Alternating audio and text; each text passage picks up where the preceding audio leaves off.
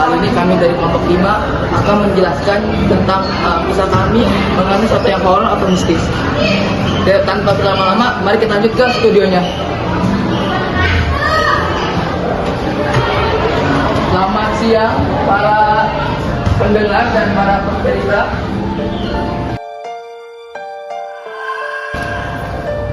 Ya, jadi sebenarnya nih gue tuh punya cerita. Jadinya tuh gue pernah ketemu doppelganger atau kayak apa sih namanya, orang yang mirip sama orang lain. Jadi, nah itu. Tapi ini pastinya kayak masih dengan manusia ya. Jadi pada saat itu ketika gue duduk di bangku SD, gue tuh kayak punya ART gitu di rumah. Karena kan gue masih SD kan takut di rumah. Nah pada saat itu si ART gue bilang kan, Dek, kakak mau pergi ke pasar ya, karena kan dia kakak adik gitu kan. Terus itu ya udah kan, oh iya pak gitu. Akhirnya gue tunggu kan, lama banget sekitar sejam, 2 jam gitu. Datang kan, terus kayak pintunya kayak nggak tahu, mungkin gue pikir kayak, wah ini udah kayak ngomong kan gue kan, oh udah datang nih gitu kan. Akhirnya gue kayak pas gue ke bias gitu ya, gue turun ke bawah kan, kakak udah pulang gitu kan, udah gitu sambil kayak nyari kompor gitu kan.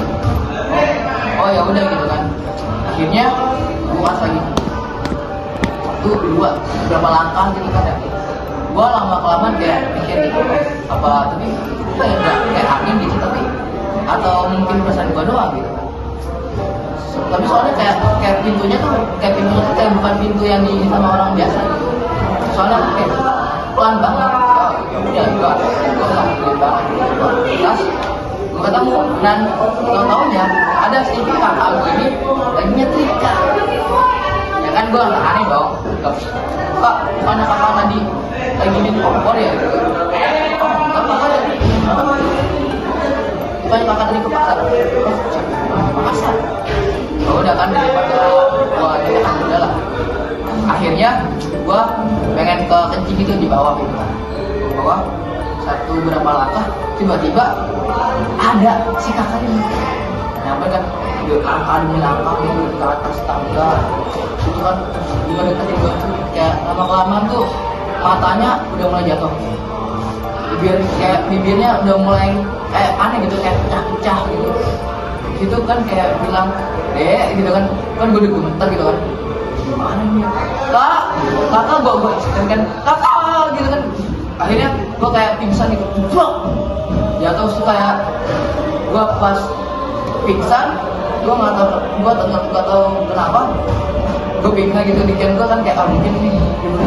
Akhirnya gue bangun set dengan suara teriakan dari si kakak gue ini, datang kan, kamu kenapa jatuh ya gitu?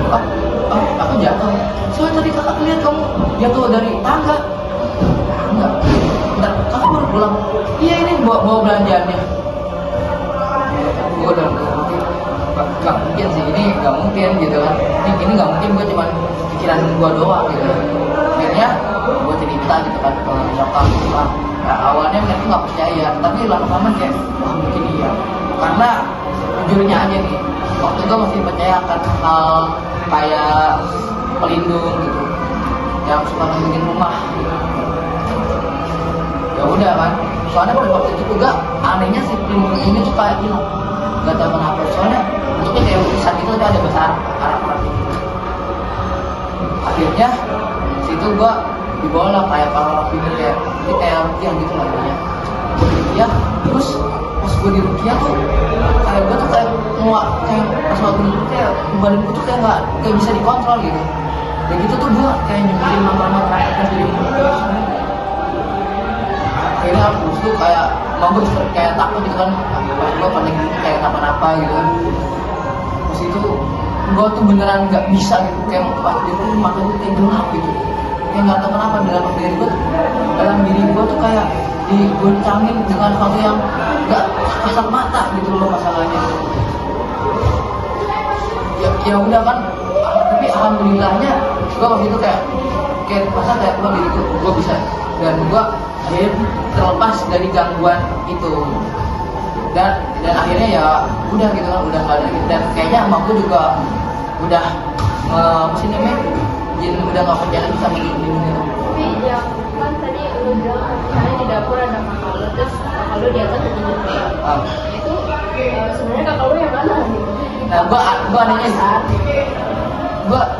gua kan bilang tadi kan gua ngiranya nih awalnya yang bawah kan yang kompor, tapi masalahnya gua pas dari situ nggak ada misalnya kayak nggak ada, lo tau kan kayak sayur-sayuran yang nggak ada masalahnya, kayak aneh aja gitu. Dan nah gua pikir nah itu mungkin yang itu udah doppelganger dari kakak gue atau si kakak RT gue gitu, menurut gua mungkin ada yang nanya atau mungkin pendapatnya lain dengan gua. Ada satu terus di atas ya skinwalker itu dua-duanya apa? Ya skinwalker atau doppelganger sih gue belum tentu pasti, tapi yang menurut gue pasti tuh yang dua-duanya juga itu, karena kan anehnya kan mereka sama-sama gak bawa belanjaan, ditambah lagi mereka tuh kayak apa sih namanya, aneh aja gitu gerak-geriknya. Gue tuh sebenarnya nggak terlalu sempat lihat kakinya kan, katanya kalau orang kan lihat kakinya kan kalau melayang tuh setan gitu ya. Tapi kayak gue karena saking paling duluan gitu. Ya mungkin itu aja sih cerita dari gue. Dari kalian mungkin ada yang mau cerita? Kayak Adila. Ini lebih tepatnya ceritanya di teman aku sih. Jadi tuh ini kejadian di tahun 2015 kalau nggak salah. Jadi suatu malam kayak dia lagi bebas sih dari pasien di rumah sakit.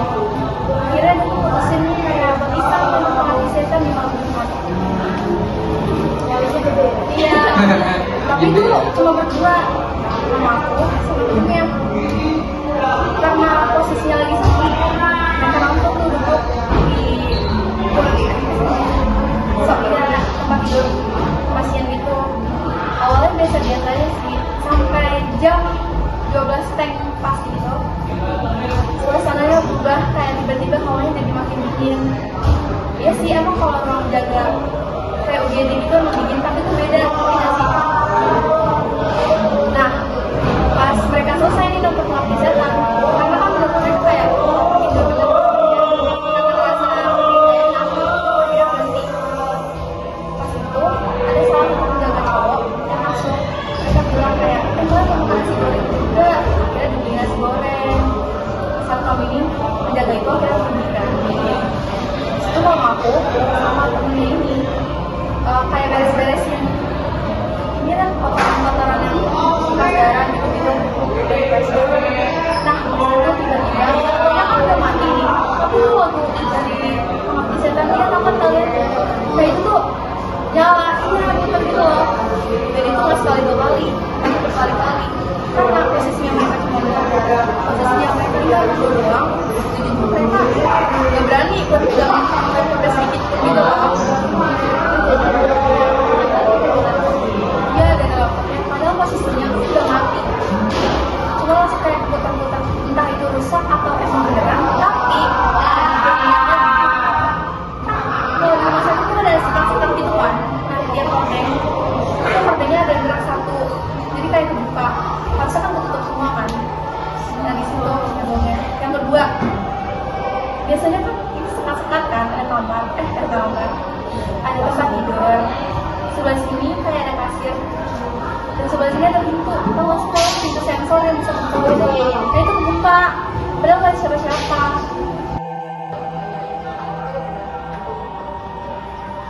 Sebenarnya kita nyambung awalnya tuh masih bisa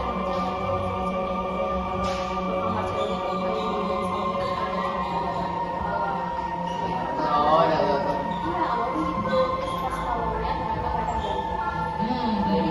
sama kan cowok aja nih kan cowoknya, soalnya kan cowoknya tuh tidur di apa sih namanya ruang TV gitu kan, ada di sofa, di ini juga di kamar itu di sofa terus ada jendela. Nah itu tuh gua beda tuh sama kayak yang tadi gua cerita yang kayak masih ada bayangan dari luar gitu, ada siluet. Nah ada siluet gitu. Wow.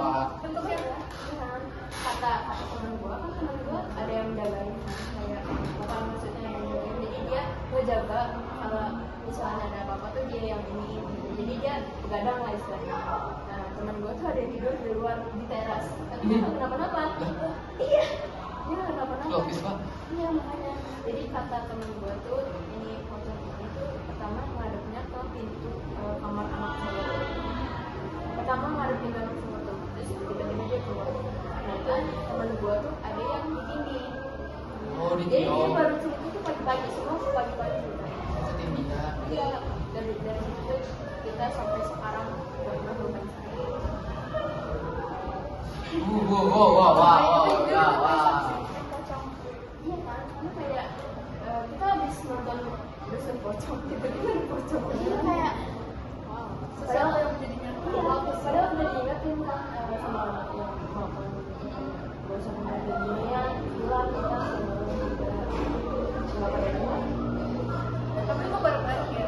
Untung bareng-bareng. Cuman kalau dia jadi satu orang. Iya juga sih. Yang gak enak dia doang. Iya, yang gak enak dia doang. Soalnya dia tuh posisi tidurnya tuh di sofa yang atasnya tuh jendela.